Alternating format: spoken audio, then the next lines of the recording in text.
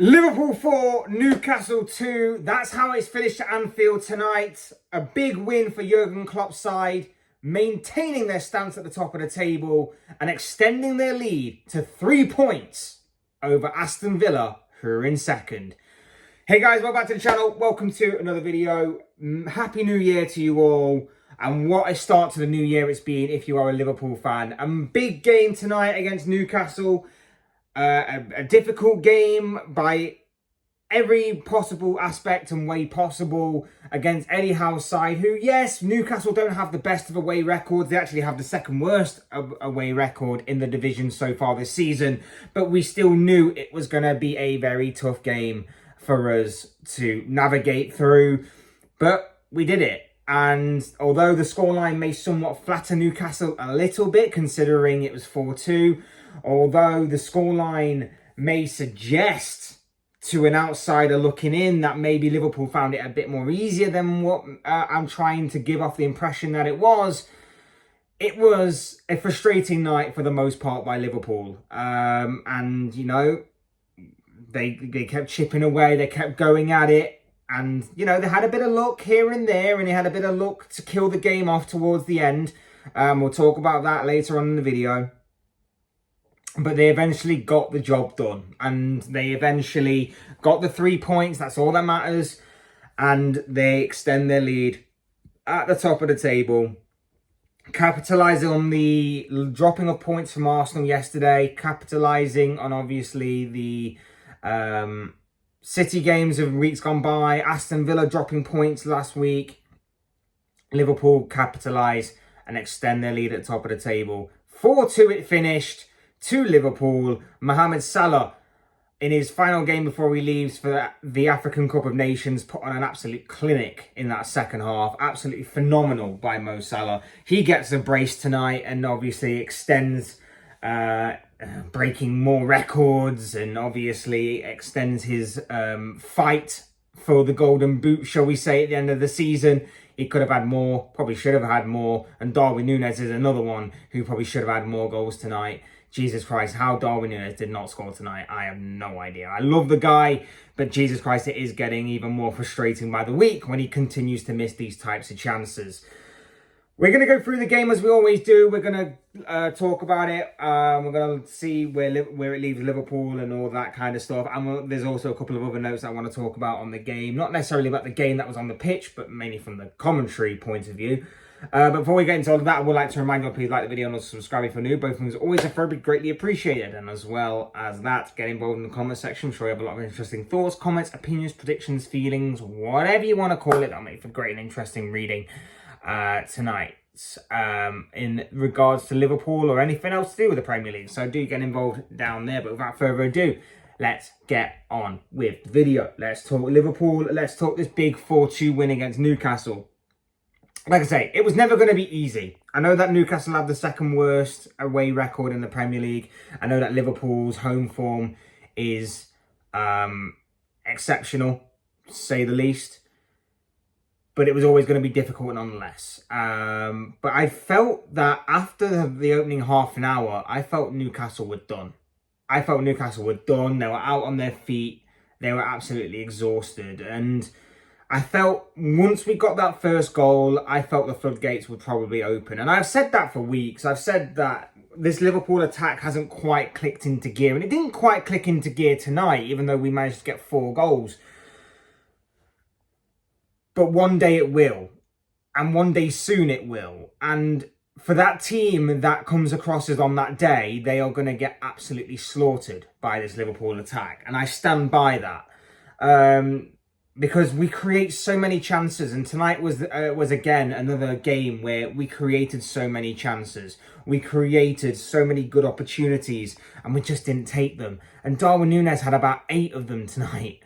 Darwin Núñez had about 8 chances to put the ball into the back of the net, and he was denied on a few occasions by Dubravka being in such inspired form, but at the same time, he should have scored at least 3, at least.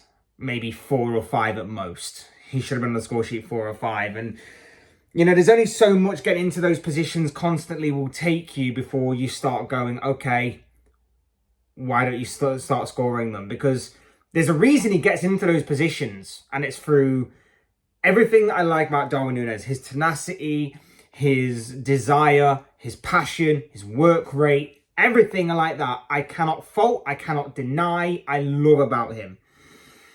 It's just his finishing. And I've said it time and time again this season. Everything about him has improved. His overall game has improved. There are still little things here and there, but his overall game has improved. The only thing that is still frustrating the hell out of me and out of the whole Liverpool fan base is the fact that this guy's finishing is still inconsistent as hell. And it's really frustrating because, like I say, he could have had 4 or 5 tonight. There was one where he went one-on-one with Dubravka. He should have rounded him or chipped it over him, and he did neither. He kind of hit it straight at him. Dubravka denied him a couple more times before and after that. He put a couple of headers wide. It was just a frustrating night for Darwin Núñez.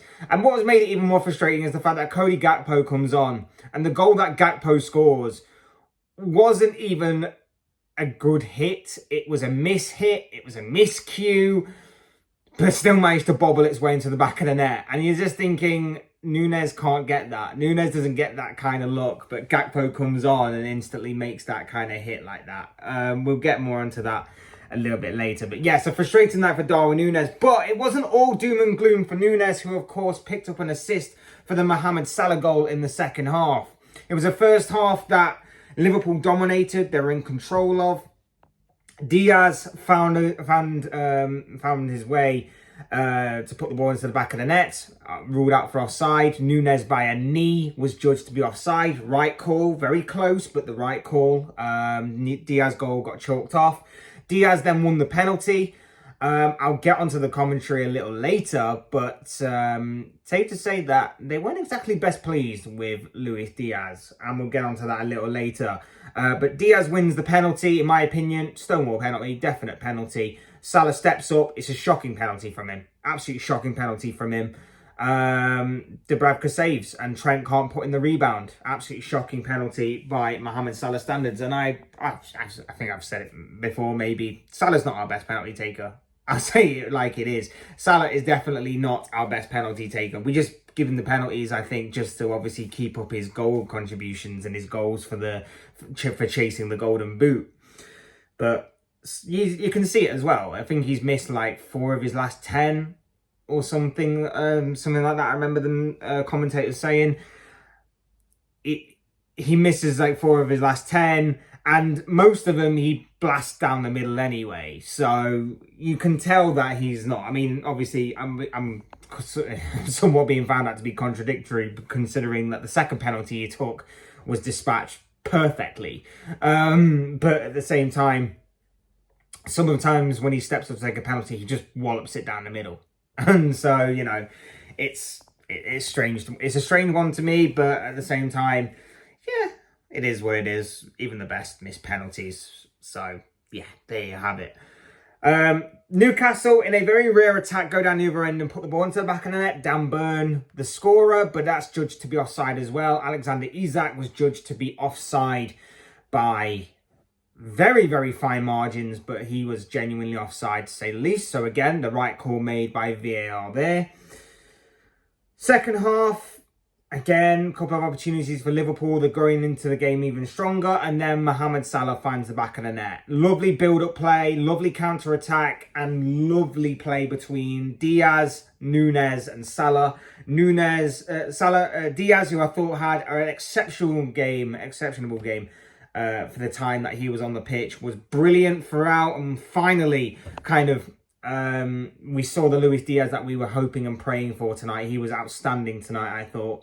On the left wing, dribbles the ball inside, cuts the ball right the way across the penalty area to Darwin Núñez, who tees up Mohamed Salah for the most simplest of finishes. I thought it was brilliant play by all three. I've got to credit Núñez as well, because I was sort of thinking he's going to shoot from that angle and Dubravka was going to deny him again, when the obvious pass was to find Salah in the middle.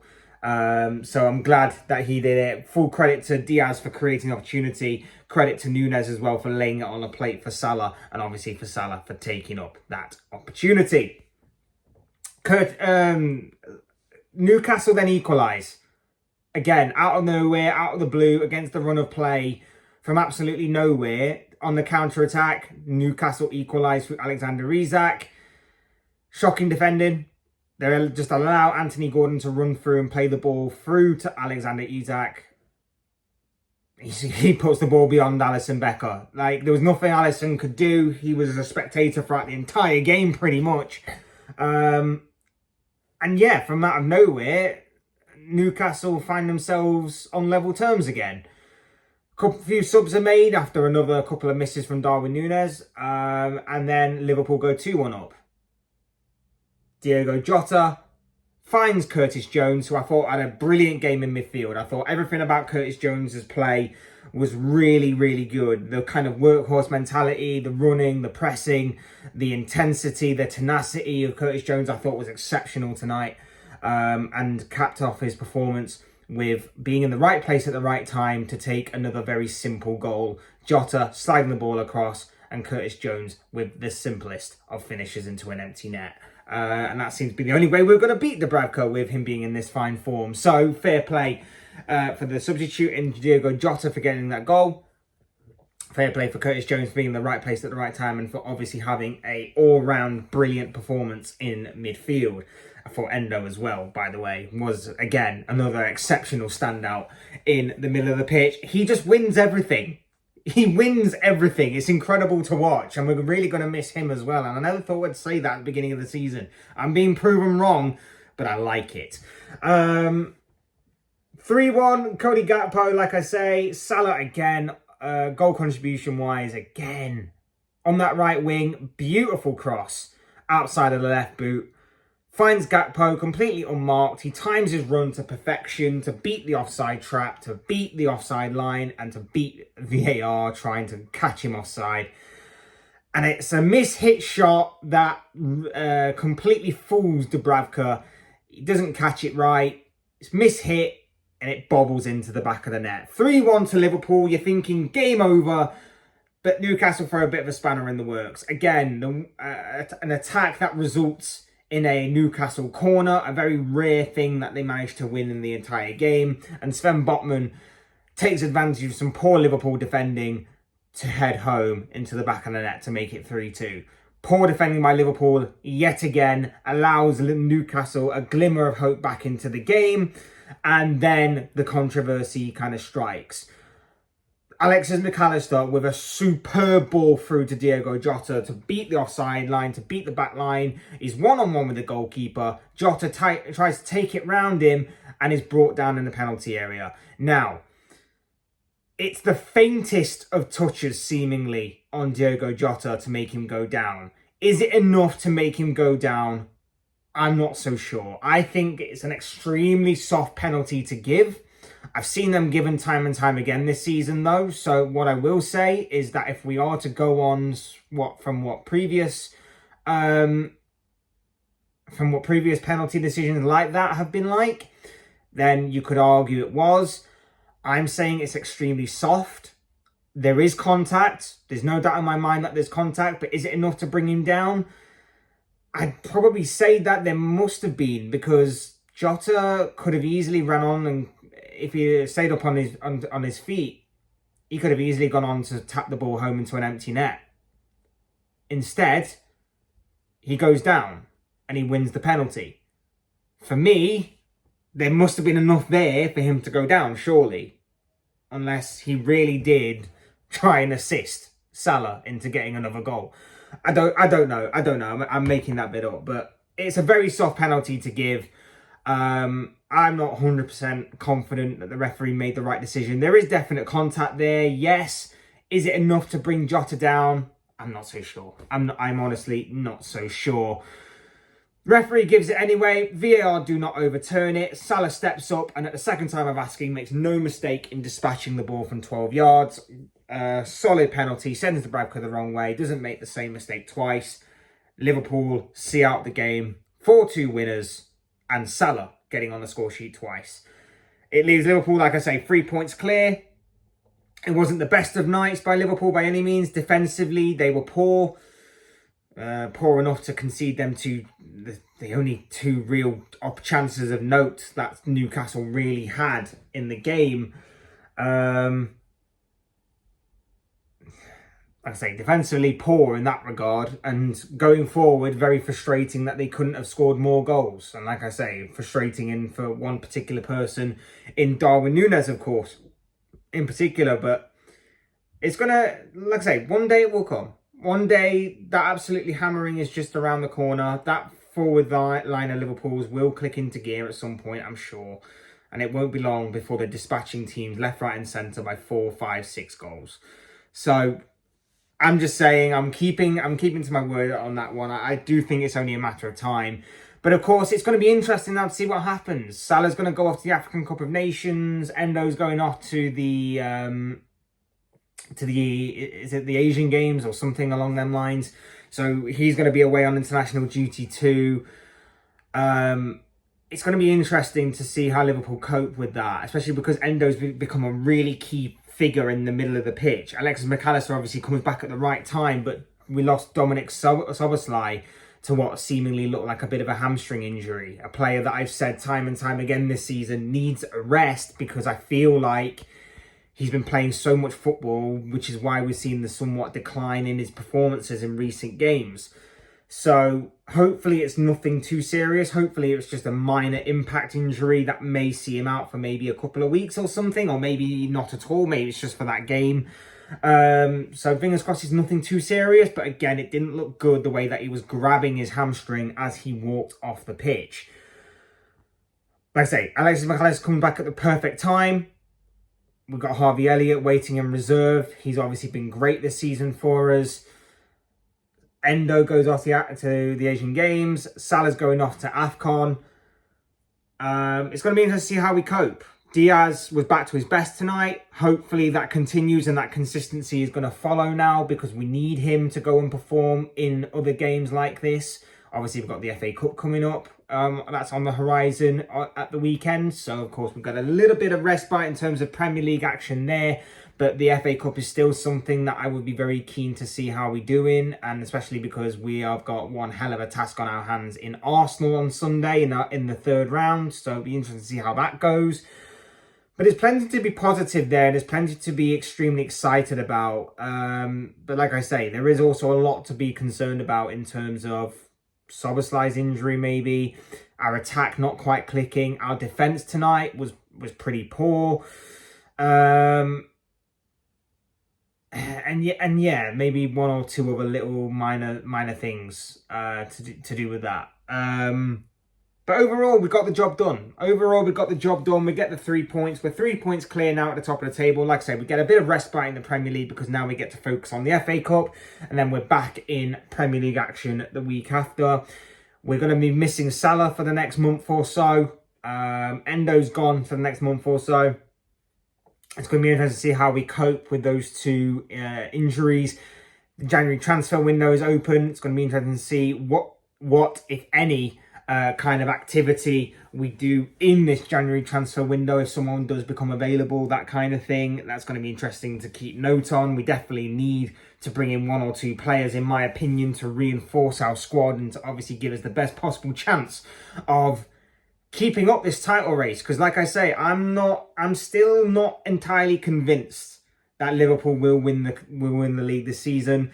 Wasn't entirely convinced by a title challenge, but now I'm coming around to the idea more and more with each time, obviously, that Liverpool pick up a good victory and a good performance and a good result.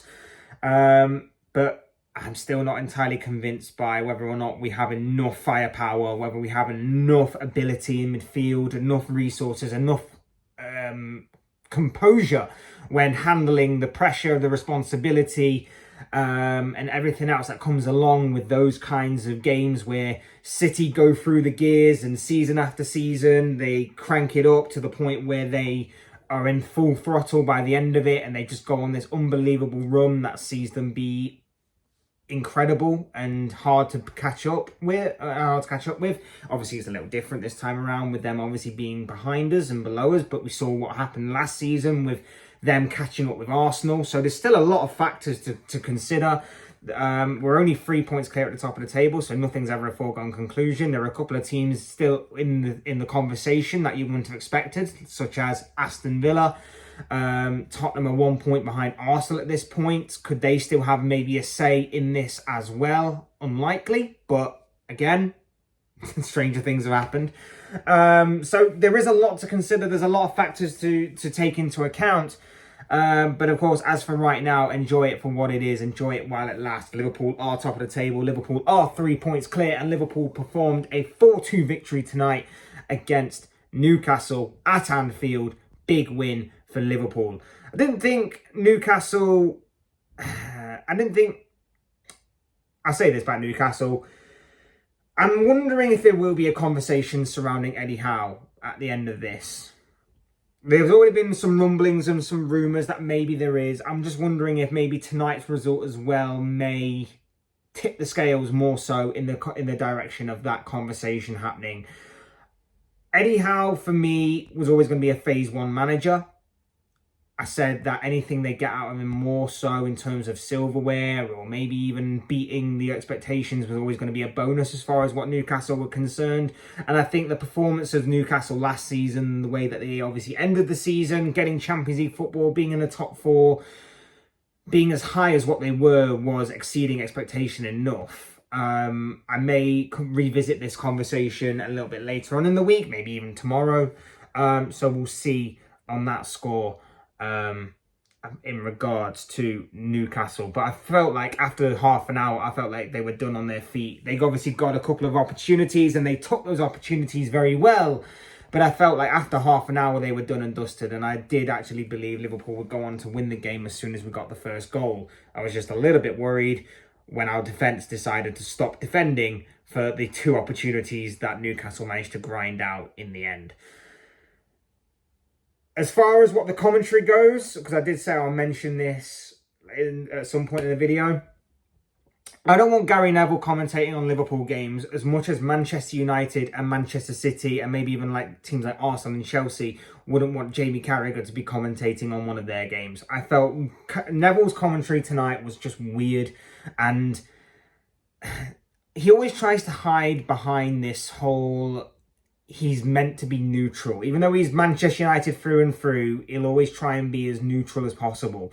Tonight, I felt like he ditched that whole neutral persona, and I felt like he was trying to make something out of nothing in regards to anything that went in Liverpool's way. Certain fouls, certain things that went in Liverpool's way, I felt like he was trying to dispute them when they were somewhat indisputable. The second penalty I can somewhat understand because I said it was extremely soft. So I can understand why there was a conversation there. But for the first penalty, he's trying to claim Luis Diaz dived. Diaz didn't dive. There was clear contact there. There was clear contact that was made on Luis Diaz, and Diaz went over after being put off balance by that contact from the challenge that came in. If that was a Marcus Rashford of his beloved Manchester United, if that was a Harry Kane, who, of course, is England talisman, England golden boy, Harry Kane. We've seen them two players do it time and time again. Similar situations, similar scenarios at play. They get called smart. But because it's Luis Diaz, he gets called a diver. He gets called he played for that. He gets called this. He gets called that. Diaz tried to stay on his feet as best he could. But ultimately, the contact was too much for him. And he lost his balance and he went over. There is contact. There is a stopping of momentum. There's a stopping of him getting a good opportunity on goal. Therefore, it is a penalty. I found it weird. I found it strange. There was a couple of other moments as well. Certain 50-50s, free kicks, certain fouls, certain bookings for dissent. The dissent thing, by the way, from the referee, I thought the referee had a poor game for both sides, really. It was, again... the inconsistencies in dissent. Trent Alexander-Arnold got booked for kicking the ball away, but Diaz got booked for arguing with the referee that he should have been doing his job because Joe Linton should have been booked in the first half. But again, he wasn't. He rugby tackled Soboslai. The referee played advantage. He then pushed Diaz in the back. No foul was given. And Diaz complained about that to the ref. And in the end, Diaz is the one who gets booked. And in the second half, Joe Linton does a poor challenge and I think Endo, and then eventually gets booked. So there were a few things by the referee. He lost control of the game because he was giving yellow cards out for fun towards the end of that first half. So I think the referee lost control of it towards the end of the first half and didn't really gain control of it until the game died down and Liverpool controlled the game a bit more. But from Neville's commentating alone, it just seemed very strange to me. It seemed very strange to me, certain things that he was disputing and commentating on and arguing against, even though they shouldn't have been. Like, the penalty for me is the one that stands out the most, the first one at least. Stonewall penalty, in my opinion, and yet he's there disputing it. And I don't understand why. Like I say, if that was Rashford, if that was Kane, he ain't disputing it. He's calling it smart, and he's calling it clever, and he's applauding it. Because it's Diaz, because it's Liverpool. Different, isn't it? Different story. But yeah, don't want to see him commentating on a Liverpool game in the same way that I'm sure City, United, Arsenal, Chelsea fans do not want Jamie Carragher commentating on one of their games. So, you know, we'll see how it is. That's my little rant over and done with. But the bottom line here is that Liverpool win by 4-2 against Newcastle at Anfield. A perfect way to kick off 2024 for Jurgen Klopp's side, who go 3 points clear at the top of the table. These have just been the thoughts, comments, opinions, predictions, feelings, whatever you want to call it, of this guy. I want to know what you guys think. What do you make of Liverpool's 4-2 win tonight over Newcastle? What do you make of them being top of the table and extending their lead at the top of the tree there? Let me know your thoughts, comments, opinions, predictions, feelings, whatever you want to call it, down below in the comment section, which I'm sure it'll make for interesting and great reading. Otherwise, hit the like button on the way out if you enjoyed the video. Subscribe if you're new and want to see more content like this. Both things are always done for and be greatly appreciated. And as always, thank you all so much for watching and listening. I've been Fletch. This has been another Fletch Talks video or instant match reaction, and I will see you and speak to you all again soon in another video or live stream or whatever it may be. Cheers, guys. Thanks everyone for watching. Take care. Enjoy the rest of your night, and I'll speak to you again.